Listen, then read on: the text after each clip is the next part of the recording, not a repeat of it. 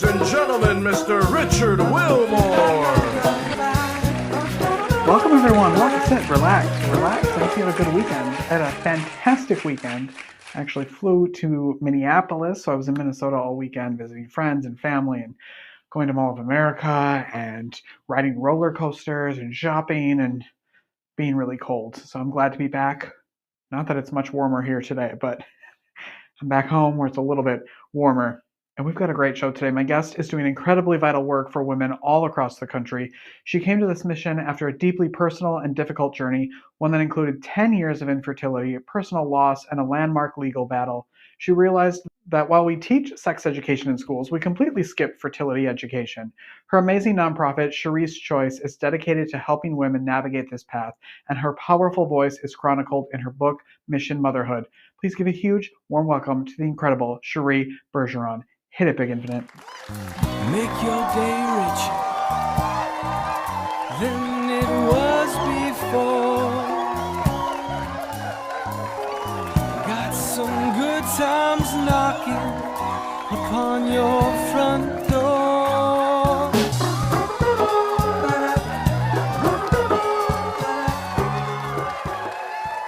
Well, Cheri, you might be my new favorite person. I'm just going to throw that out there.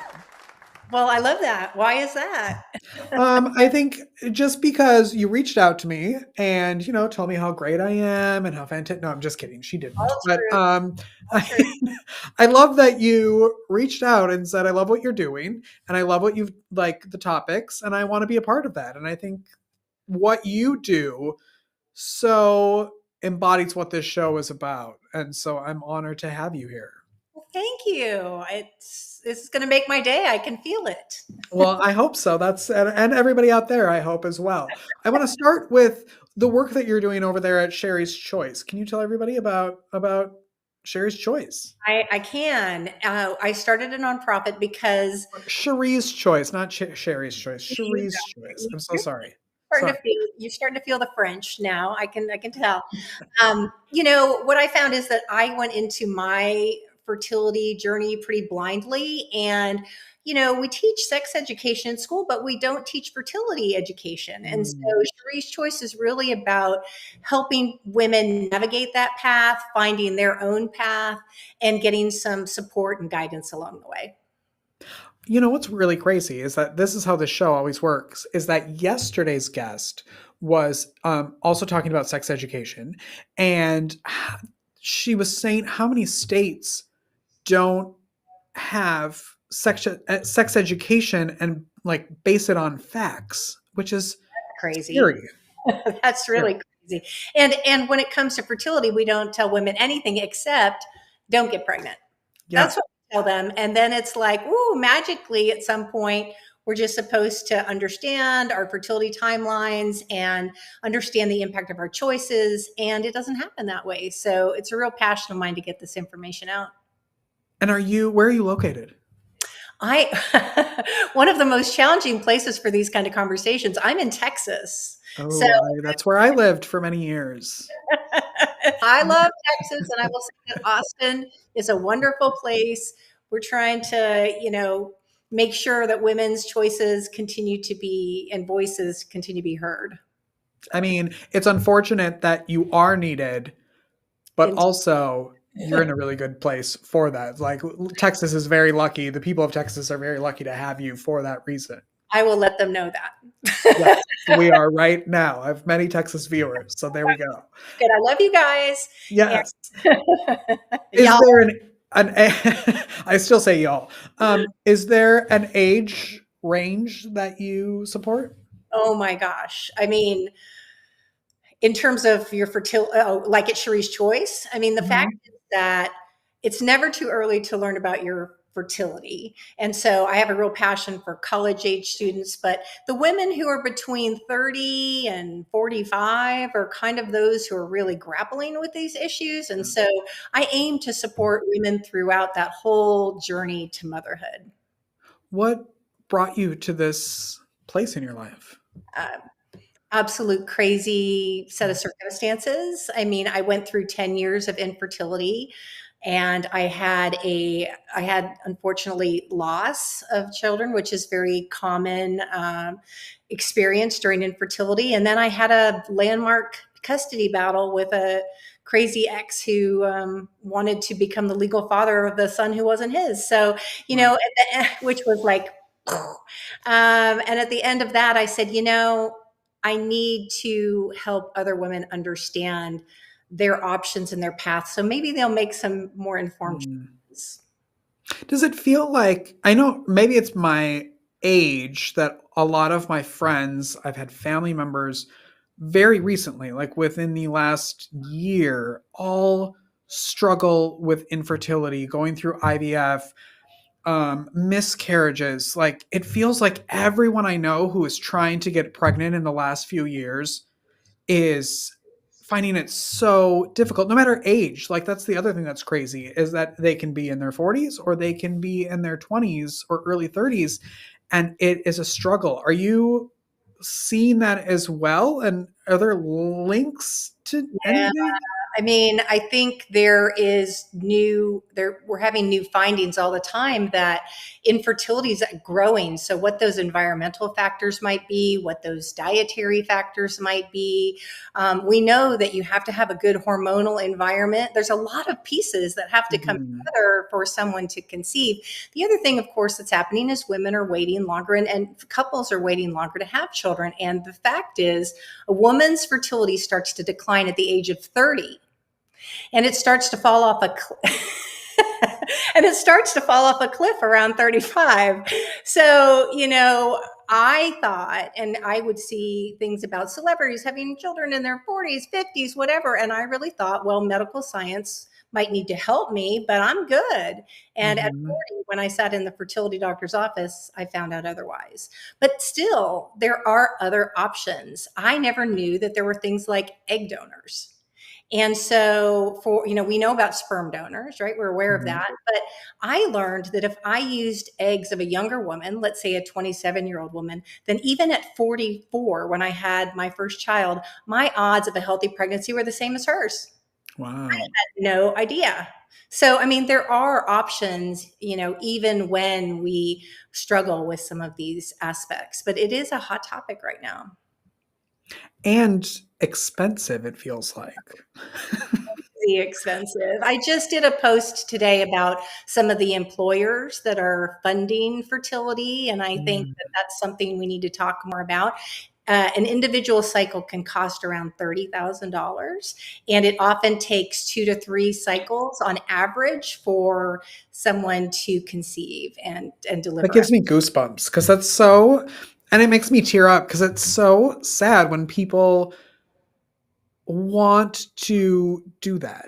So many people shouldn't have no problems, and they're Yeah, cranking out kids left and right. yeah, And there are people who struggle and would make such amazing parents and just can't. And that just makes me so sad that there's another obstacle on top of that, which is, how do I even afford to bring the child here? that's right. And IVF is by no means a guarantee. And if you want to Mm. have an egg donor or donors, that just adds to the cost. And so this is something that is being discussed about the right to IVF and requiring insurance to cover it and things like that, because women and couples, shouldn't be denied an opportunity to have a child. Yeah. It is very sad that someone would have to think about, do I have a child or do I buy a house? I mean, it's kind Mhm. of like that kind of trade-off. That's crazy. And also, now that you're saying the ages, I now see why my parents' generation, I mean, my mom had all three of her kids by the time she was like 22. Like, well, maybe 25.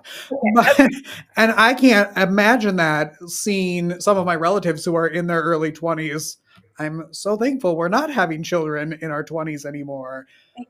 There's Um, right. You're right. I mean, we didn't yeah. feel ready to have Yeah. children responsibly at that time. I don't even know if that was a conversation that happened back then, but there is the option of egg freezing. And that is also costly, but that Mhm. can really preserve, if you feel very passionately that you need to have genetically connected children, then egg freezing is something to consider. I know. I feel like this needs to be like a 7-part series with you because I have questions about all of those things. Invite me And back. okay, good. We'll see you tomorrow. Um, and the cost of things, the all the options, and also like you said, like there are so many options, and but some people feel like, well, it has to be my egg. It has to be my like I. It's it. There's something about it. I don't know. I don't have kids, so I can't talk for other people, but it feels like there's a connection to it needing to be my sperm, my eggs. Right. Well, and of course, a lot of people would consider that to be their ideal, except some people know their family and they think, oh, I don't know. I mean, that's not necessarily a must have. But I think the biggest thing is that our society teaches us these fairy tales of how parenthood should be, how marriage should be. And for women who've been pursuing their career, a lot of times maybe they don't meet that person in the right time. And then they do something really crazy, which is they try to force it. And that's Mm. why we have a lot of divorces and things like that. And so what I'm really talking about a lot is let love find you in its own time. If you feel passionate about having a child, you can move forward with having a child. And that doesn't mean you're going to be single forever. It just means it's in a different order. And Yeah. we need to break some of these limiting fairy tales because it's costing people to not have families. And I think that's a real tragedy if you feel passionately in your heart that you were meant to be a parent. Well, yeah, and then you turn what, 37 and you're pregnant and then you're considered geriatric. That seems like 35, come yeah. on. You're 35. My God. I'll Like, tell you, I know, but I had my children at 44 and a month from my 47th birthday. yeah. So it's possible. It just might not look conventional. It might not be what you thought of as a child, what it would be like, but there are options. That's right. But I was confronted with, I was in a marriage that was very unfulfilling. And to me, that's like a life sentence. If you're with Mhm. someone that you don't want to have children with and that you don't think is very fulfilling, I felt that doing this on my own was not failure. It was actually freedom. And Mm. I want to help set other people free and have, create the kind of beautiful family that they dream about, even if it looks different. Is Cherie's Choice only helping or only serving people in Texas or people outside of Texas? Okay, good. No.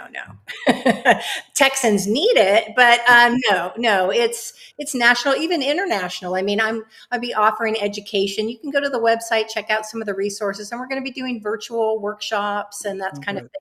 No, I mean, this is a global issue.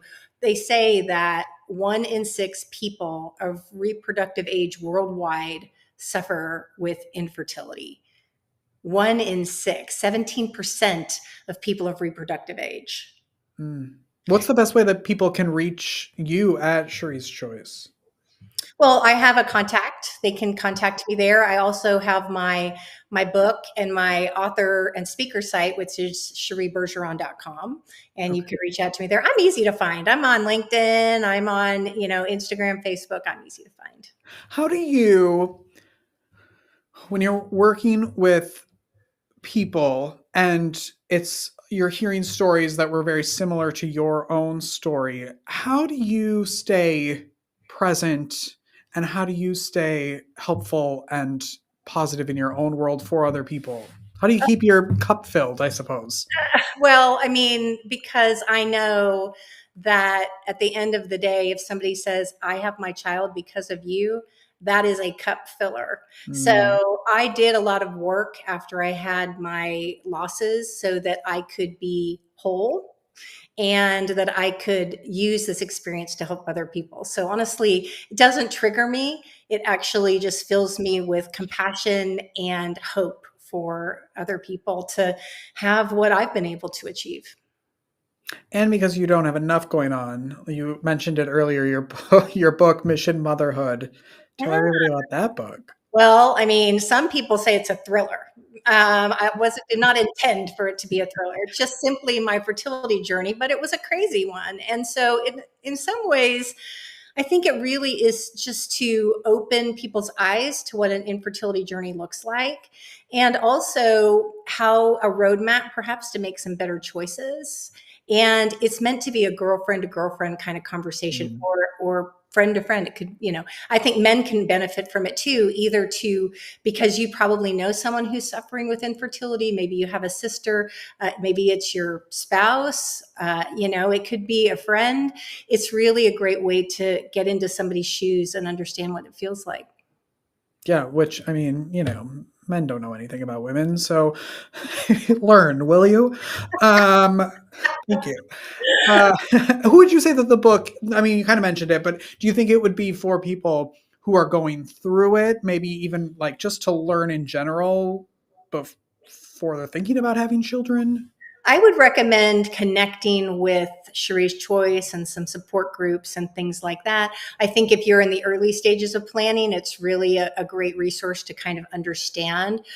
It's a story of resilience and of hope. And so if you're in for something like that, if you're in the middle of loss, it may feel a little heavy. Just because I went through a lot, but it has a happy ending. So, I mean, you have to keep that in mind. And the whole thing, I think, is if you persevere and if you're open to different paths, the children you are meant to have will find you. Yeah. And, I'm just here to kind of help make that happen. I love that. Oh, what do you love most about your life right now? Oh my gosh, I love these conversations, and I love we have so much negativity in our world right now. And I love spending my days putting a hopeful message out that we can let love guide us and that we can have the families that we dream about. That's a wonderful daily mission. Yeah.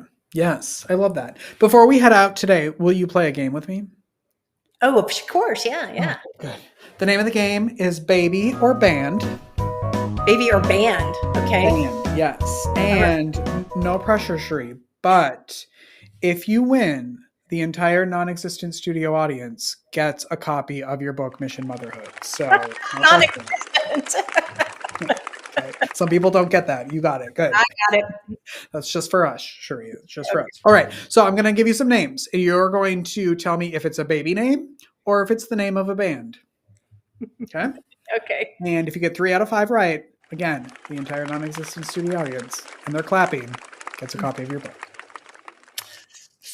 Name number 1, Lennox. Band. Ooh, we're not off to a good start, Cheri. That is a baby name, but that's okay. We have more. Well, Andy Lennox. I was thinking there's some Lennox people. Okay, true. Anyway. Okay, like a half a point. I'll give you that. Okay, thank you. Braverly. A baby name? Oh. Okay. Well, there are more people. Don't worry. You will probably get the book. The next name, Elowin. Baby name? Yes, we got one. Here we go. We are on a roll. Okay. Next name, Sorrel. Band. Yes, that's number 2. We need one more, Cheri. One more. Okay. I have total faith in you. Zadie. Baby name. That is a baby name. You get it. You got it. We won a copy of Mission Motherhood for everybody in the non-existent studio audience. Thank you so much for that. It was so close. It was close. They were getting nervous. I could feel it in here. You could hear a pin drop. Thank you so much for being here. And thank you for the work you're doing, for the community you're building, and everything you're doing. I appreciate it. Thank you. Well, you made my day richer. Well, you made mine richer. We'll just go back and forth like that for an hour, and then that'll be the show. Please come back anytime. Thank you. I will. Yes. Okay, good.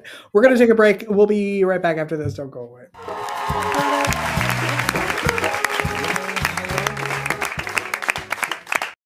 I believe in the power of learning, and so does Smart Deal Academy.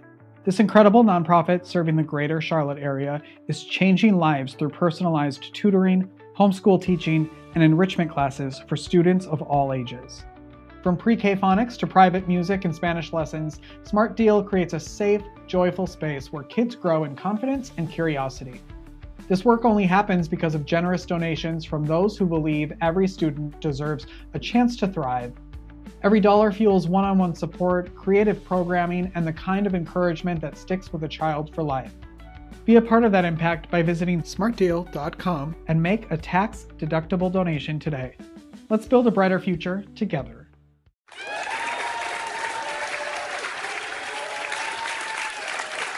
Welcome back. That's our show, everyone. Come back tomorrow for our gift extravaganza. My gift guru, Jennifer Brannigan, will be here. We've got some great gift ideas for you for the upcoming holiday season. So go make your day richer. Go make somebody else's day richer. You've made mine by watching this show, and I love you for it. And we'll see you tomorrow. Bye-bye.